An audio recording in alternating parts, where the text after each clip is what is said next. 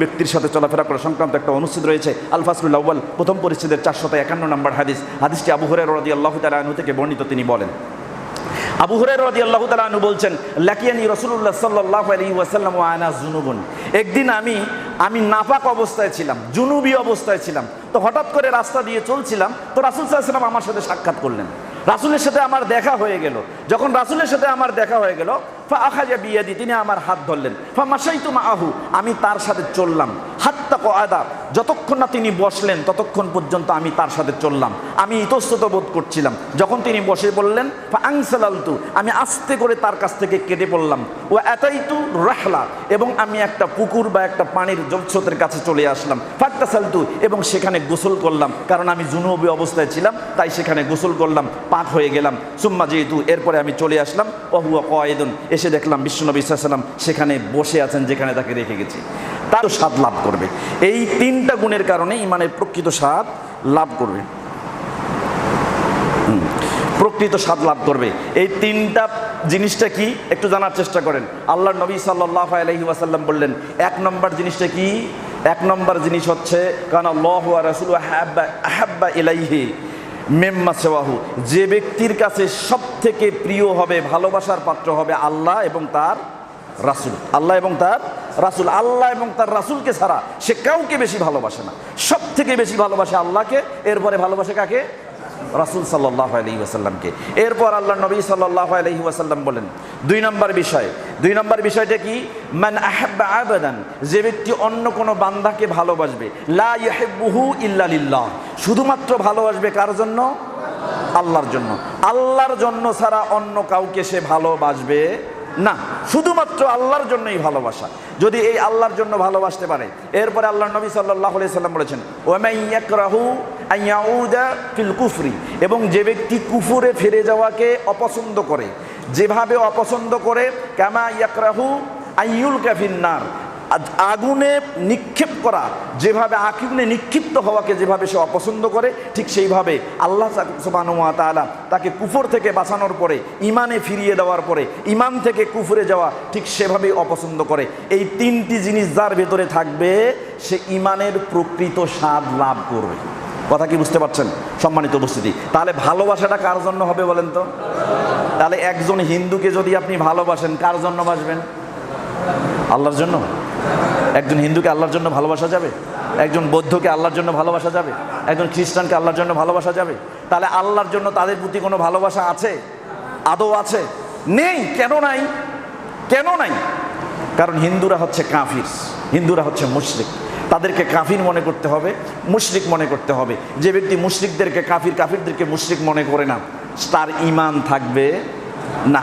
দেখেন, যদি সন্দেহ পোষণ করে তারপরে তার ঈমান। নওয়াকিজুল ঈমানের 5 নম্বর যে শিরোনামটা রয়েছে, সেখানে বলা হচ্ছে মাল্লাম ইউকাফিরুল মুশরিকিন, যে ব্যক্তি কাফির মুশরিকদেরকে কাফির মনে করে না, ওয়া শাক্কা ফি কুফরিহিম, এবং তাদের কুফরির ব্যাপারে সন্দেহ পোষণ করে, ওয়া সাহাহা মাযহাবাহুম, এবং তাদের কোনো মত পথ আদর্শকে সহি মনে করে, বিশুদ্ধ মনে করে, ঠিক মনে করে, তাহলে তার ঈমান থাকবে না।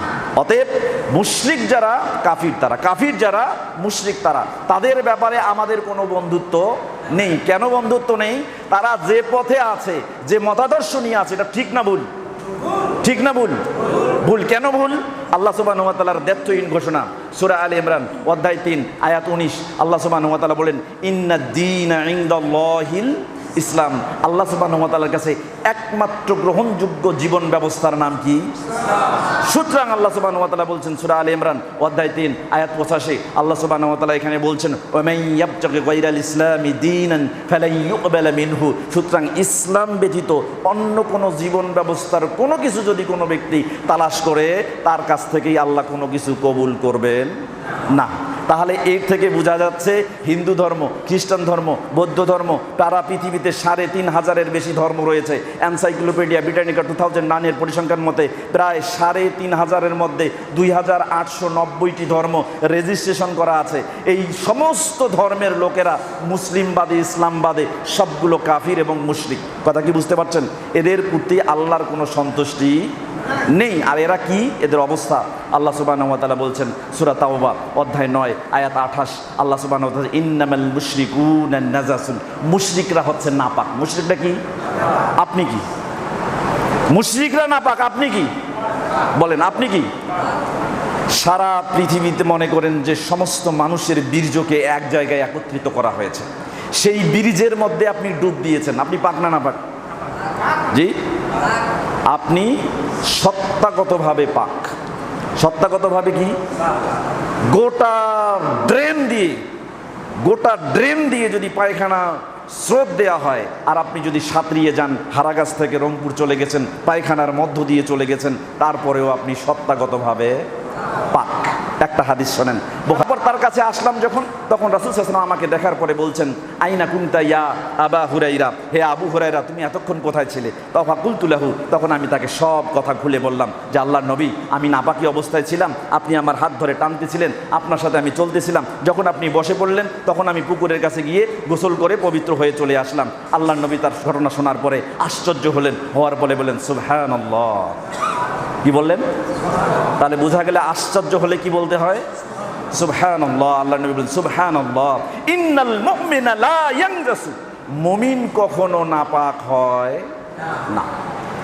তাহলে সত্তাগতভাবে মুমিন কখনো নাপাক নয়। আর মুশরিকটা সত্তাগতভাবে কি? নাপাক। সত্তাগতভাবে কি? নাপাক। আর মুমিন সত্তাগতভাবে পাক। তাহলে পাক আর নাপাকের মিশ্রণ হতে পারে? পারে। সমস্ত মুশরিককে বর্জন করেছেন আল্লাহ নিজেই, এবং রাসূল সাল্লাল্লাহু আলাইহি ওয়াসাল্লাম বর্জন করেছেন। আল্লাহ দায়িত্বহীনভাবে ঘোষণা দিয়েছেন সূরা তাওবা অধ্যায় 9 আয়াত 3 এর মধ্যে ঘোষণা করেছেন, আন্নাল্লাহা বারিয়ুম মিনাল মুশরিকিনা ওয়া রাসূলুহু, আল্লাহ এবং তার রাসূল মুশরিকদের থেকে মুক্ত, মুখ ফিরিয়ে নিয়েছেন। সুতরাং আল্লাহ এবং রাসূল যেখানে মুখ ফিরিয়ে নিয়েছেন, আপনি কি সেই দিকে মুখ ফেরাতে পারবেন যেদিক থেকে আল্লাহ এবং তার রাসূল মুখ ফিরিয়ে নিয়েছেন? আশ্চর্য ব্যাপার। আজকে আমাদের কি হয়েছে? আমরা কি বুঝছি? পৃথিবীতে সব থেকে নিকৃষ্ট সৃষ্টি হচ্ছে এই হিন্দু, সব থেকে নিকৃষ্ট সৃষ্টি হচ্ছে খ্রিস্টান, সব থেকে নিকৃষ্ট সৃষ্টি হচ্ছে এই বৌদ্ধ, সব থেকে নিকৃষ্ট হচ্ছে এই কাফির মুশরিকরা, যে কথা দ্ব্যর্থহীনভাবে আল্লাহ ঘোষণা করেছেন সূরা বাইয়িনা অধ্যায় 98 আয়াত 6 এবং 7। আল্লাহ সুবহানাহু ওয়া তাআলা এখানে বলছেন, ইন্নাল্লাযীনা কাফারু মিন আহলিল কিতাবি ওয়াল মুশরিকিনা ফি নারি জাহান্নাম খালিদিনা ফিহা। আল্লাহ সুবহানাহু ওয়া তাআলা বলছেন, ইহুদি খ্রিস্টানদের মধ্যে যারা কাফির, যারা মুশরিক, তারা জাহান্নামে স্থায়ীভাবে অবস্থান করবে। উলাইকা হুম শাররুল বারিয়া, তারা হচ্ছে পৃথিবীতে সব থেকে নিকৃষ্ট সৃষ্টি। এরপরে মুমিনদের সম্পর্কে আল্লাহ সুবহানাহু ওয়া তাআলা পরের আয়াতে বলছেন, ইন্নাল্লাযীনা আমানু ওয়া আমিলুস সলিহাতি উলাইকা হুম খায়রুল বারিয়া, যারা ঈমানদার, যারা সৎ কাজ করে, তারা অবশ্যই পৃথিবীতে আল্লাহ সুবহানাহু ওয়া তাআলার কাছে মানুষের মধ্যে সব থেকে উৎকৃষ্ট, উত্তম সৃষ্টি। তাহলে নিকৃষ্ট আর উৎকৃষ্ট এক হতে পারে? হতে পারে? কখনো না। কিন্তু আমরা আজকে এক হয়ে গেছি, আমরা আজকে এক হয়ে গেছি।